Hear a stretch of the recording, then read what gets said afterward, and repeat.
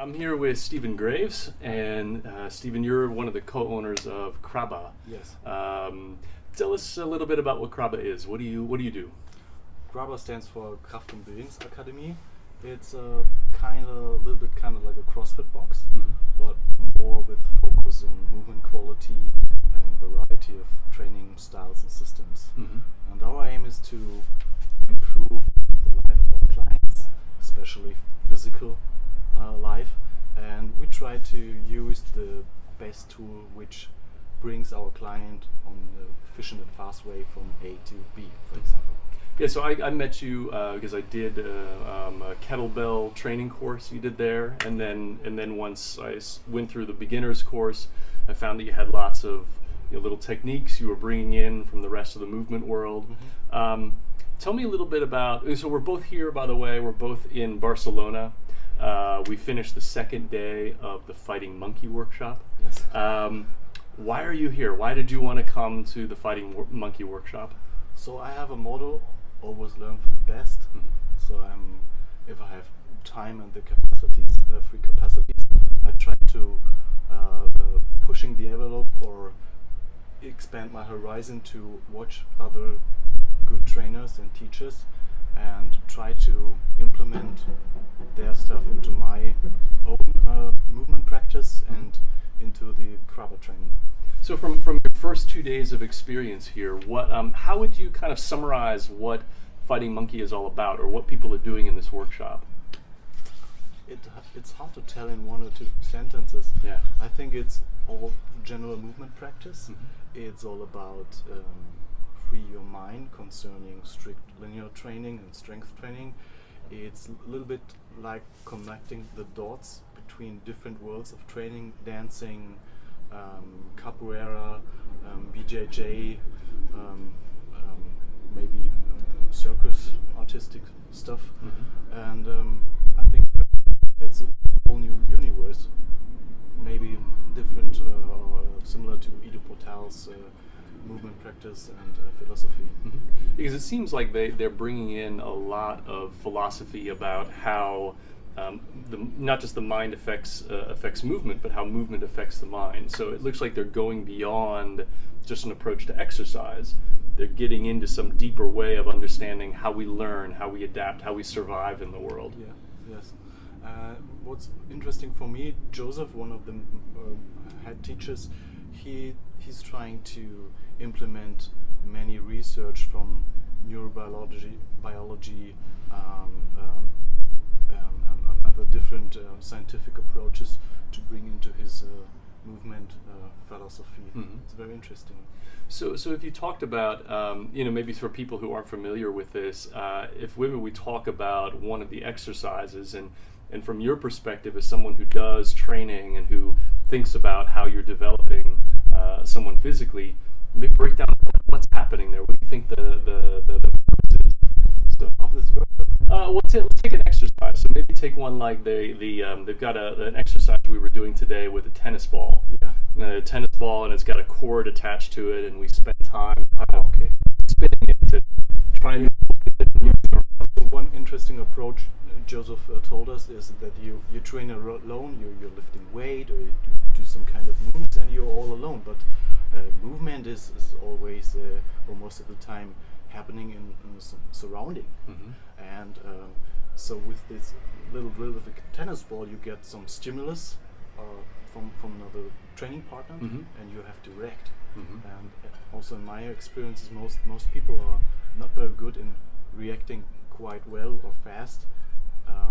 Maybe when you practitioner of BJJ or something like fencing, but the normal fitness guy or girl, they could this do their moves, but if you throw them a ball at them, they scare or they behave very inefficient. And this tennis ball drill gives you in a safe environment some really good stimuli to react, to arrange your body, your alignment. I love this drill. Yeah, it seems like an interesting drill. I mean, one of the things he was saying that I really loved is, and you touched on it before, that we can't really understand how we move alone. We really only understand where we we have weaknesses or where we have things we're avoiding when we're working with a partner. And I really loved, what you were saying before, of you get people who practice strength training, and maybe like a lot of other areas of life, people are repeating something and getting good at one particular type of thing, but as soon as there's any variation, as soon as there's any need to adapt, you see how much of that system is very superficial. Okay. One other aspect is that I would call it the challenge effect. So when I say, okay, try to move your head to open your, or to loosen your joint, and then you do it, for example. Okay. And then, okay, I'll give you a challenge. Try to avoid my finger. Yeah. You get a little bit more deeper range of motion. Oh yeah. So I can focus on something. You have to avoid it. And not like it's easy. Yeah, it's comfy. Oh, it's a great example right there, because that's something that we're finding, and I think Joseph said it a lot in the workshop, that when we're training alone, we tend to go into patterns that we're very comfortable with. Yeah, efficiency, comfort zone. Yeah. So how would you bring some of this back into the training work that you're going to do? Okay, some of the stuff at the workshop is high level, or at least too high for me to grasp it. Or first I will try it by myself.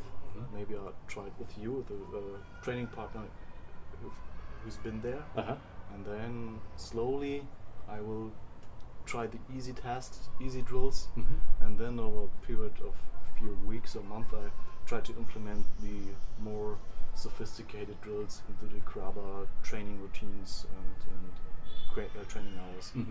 So when you're thinking of bringing this stuff back into the training routine, what is it that you'd like to introduce to the people who are working there? I mean, what is the effect that you want them to experience from this kind of thing?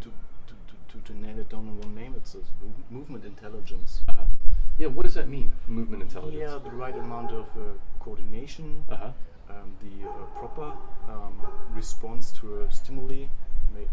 Somebody throws something at you, you have to decide, okay, can I catch it?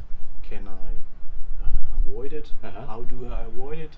Do I avoid it like this, that puts me in a weak position, or do I avoid it like this and I'm back at the standard setup? So maybe like some kind of martial arts background. So always be prepared, always be ready. Stuff like that. Yeah, it seems like a lot of what they're teaching at this workshop is really like a applied philosophy of learning. It's applied philosophy of how we go about learning all kinds of things. And it's interesting, and I'd love to ask you about, he refers to how much learning is going on from infancy, when we're just really learning to move. And it seems like a lot of the work is trying to recreate that state of confusion. Like, what is it you're experiencing in there? I think between 0 and 2 or 3, you're learning at a lightning speed. So if you can recreate a little bit of this environment, or a little bit of this new rewiring work in your brain, it's fantastic. So I think it's illusional to think we can now learn. We are both in our 40s, I would say, at the same speed like a 1 or 2 year old. But it's I think it's a clever approach to try to stimulate this kind of learning. Yeah, it's interesting. I mean, I think that I'm now 43, and I, one of the things that attracted me to this workshop was something that Joseph seemed to be pointing out in the workshop, was that once you get past 40, you are experiencing more of kind of the biomechanical breakdowns and places of inflammation you've had over the years that start to express themselves in the body. And what I found is I tended to get into this feedback loop of poor movement quality or poor movement intelligence, leading to injury, leading to fear about further injury, and then my whole kind of movement, universe is shrinking. And you're like in a corset in your body. And, maybe I get injured. Yeah, and then it's all becomes all this weird world of rules. Like, well, I gotta bend my knees this way to tie my shoes, and and then it just even this further constricting. It's like a vicious cycle. Totally. And it seems like what they're doing in the Fighting Monkey workshop is just throwing you into these situations that break open that sense of restriction. Yeah, I think like a little child who's crawling around, and then it's in the garden, and then the bumblebees, and I don't know, dog. Oh, first time I see a dog, how should I react? Yeah. And they create such an environment for us adults now. So they, on purpose, they overload our brain. They demand, or they show us the riddle. And when you're not a skilled dancer, for example, it's very hard to solve it in this short amount of time. But I think it's not to solve the riddle, but to rewire your brain. Is that what you think was happening? We had an exercise that we've been training now over 2 days, right? We have this kind of coordination dance that they've introduced in very complex ways. They've introduced like at different fighting speeds. Dance. Yeah, it's a mix of like capoeira and kind of hand dance. What do you think is the purpose of that? I think there are multiple purposes. For example, timing, coordination, synchronizing between two people, according their speed, their body height, stuff like that. This is one aspect. So maybe for me the spinning and turning was at the beginning quite complicated, difficult. Yeah. Because I don't spin and turn. I don't do any dancing or stuff like that. And then you get more control over these spinning movements. So second aspect. The third aspect, it's fun. They also do one step, then the next step, then the next step. So they're building up some kind of choreography and implementing more first the hands, then elbow, then leg, knee, stuff like that. More martial art background, because elbow and Muay Thai, it's a very hard structure. So this is the mixture between martial art background and dancing and kids play. So I think they combine it to increase the learning curve. Yeah, it seems like it's an exercise learning about learning.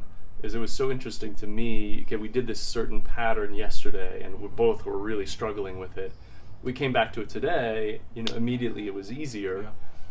But then I loved how they introduced this huge variation on it, but it used a similar kind of pattern, and all of a sudden that was so much easier to learn. Yeah. So it was an interesting way of seeing creating variation and then creating themes on top of that. Yeah.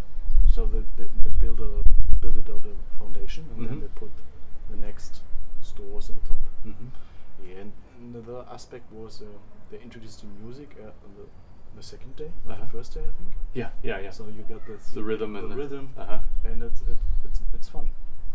So if we take a step back, from this particular workshop, and we start thinking about, how these movement practices are important in the world today. From your experience of seeing new clients coming in, especially clients who are a bit older, what are the kind of problems that people are now facing that these movement practices are really trying to help solve or help open up? I think most of the people don't move at all, and when they move, so my motto is, hey, if you do some kind of sports, super, it's better than nothing. But most sports like running, jogging, cycling, it's very simple in most cases. You don't have any rotation. You're not moving on the floor, and our everyday life is very restricted or poor there's a poverty of movement. Yeah. You've got escalators, and you don't carry your stuff anymore, but you have small wagons and even my suitcase, it's got wheels on it, and for everything that's a gadget, and how you knead. The knead the dough.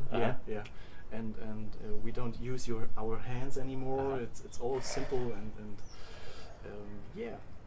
I think this is then the result of this poverty of movement in everyday life, is that they aren't able to move properly or don't have any strength. And I think it's interesting because it seems like multiple layers. You know, on one side, people are getting all these movement restrictions. You know, this woman, Katty Bowman, talks of it as like diseases of captivity. And on top of that, you know, on top of the reduced strength and the reduced movement, which is creating that vicious cycle of injuries, it also seems like people are losing connection with the act of physically creating things. And that's creating two very important sources of dissatisfaction. Physical weakness and you know, openness to injury, and also this kind of disconnected state from the kinds of physical creativity that give people a sense of accomplishment and relaxation. Yeah, one good example, Jozef told us, he asked animals, what do they do? Do they do any stretching? Or maybe a cat or dog, but just for 10 seconds, and the rest of the time they move. And they are the best movers. And we should all move more. Yeah. Move better. Yeah. And not only in one way, just bench pressing and pull up and running, but all together combined.